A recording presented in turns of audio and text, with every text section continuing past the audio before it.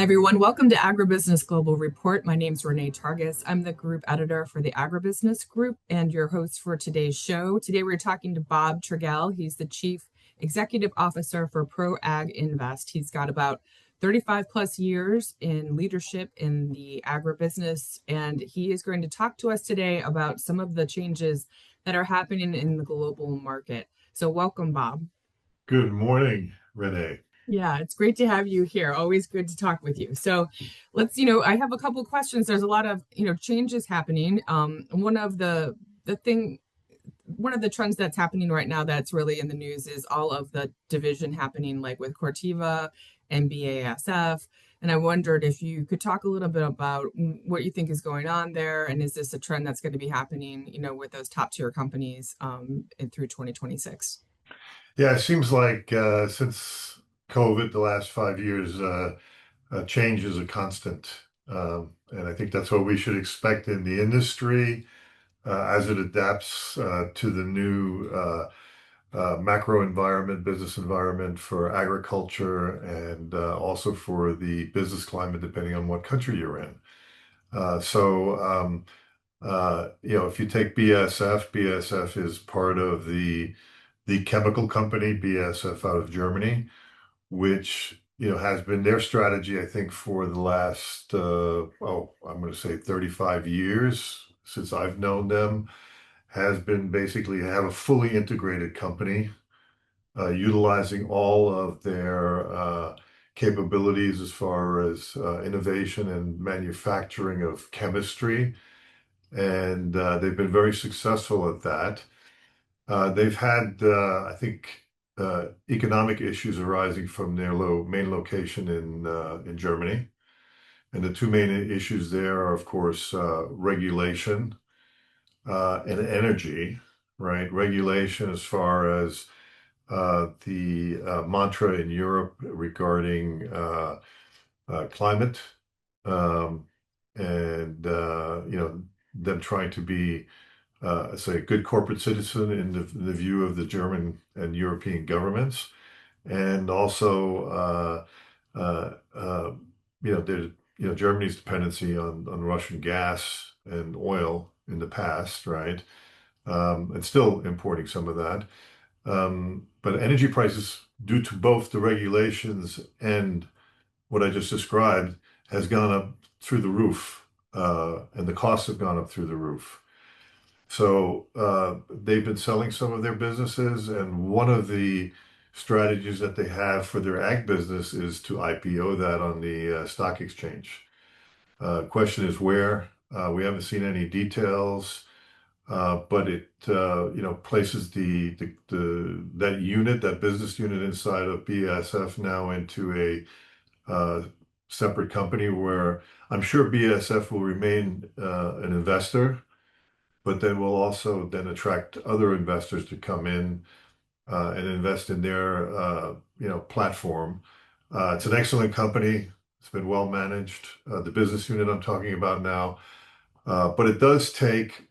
I mean, this discussion has been going on for some time. It does take a couple of years to decouple all the systems of an integrated larger BASF, multi-billion dollar outfit into a separate uh, unit that you can place on the stock exchange. So I'm sure they're working on systems, they're working on integrated sites, contracts, et cetera, et cetera.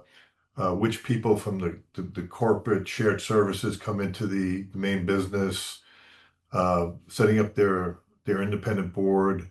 Usually, if it's in Germany, also be a supervisory board.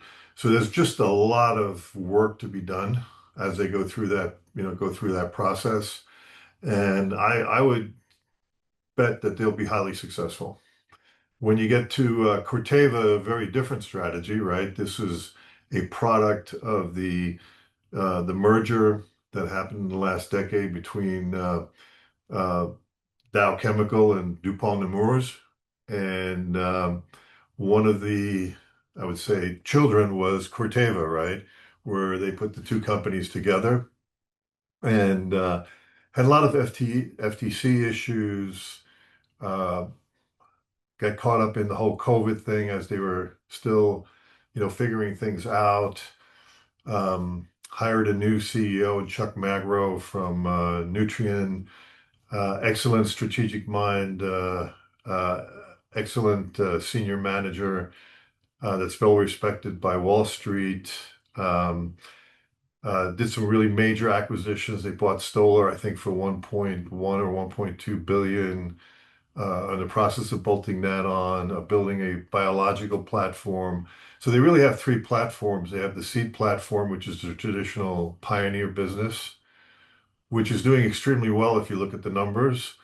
And then they have the chemical portion, which is um, struggling because of I would say, just the pricing and the competitive nature of the business. And then they've got the biological platform, which is in a growth mode, and they're still building.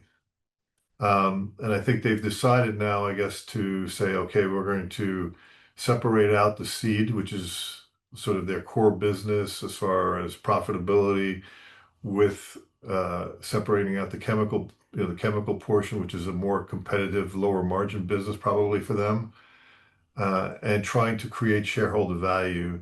For me, the big question is what happens to that biological piece? Does it go with the seed or does it go with the chemical business? Now, I've heard it's going to go with the chemical business, so that's a very interesting play.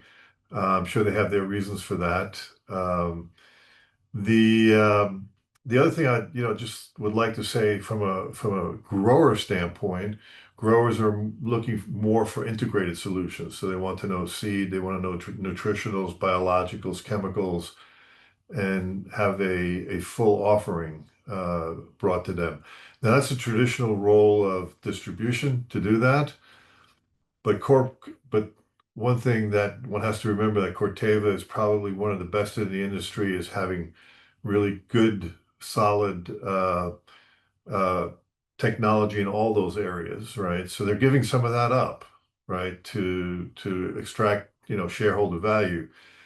And then they're not the only ones that are trying to do that. Of course, Syngenta's been trying to get onto the stock exchange now for a number of years, right?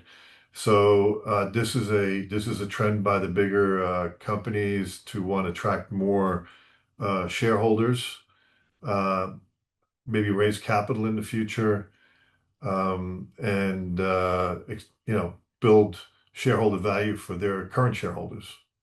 Great. Thank you so much, Bob.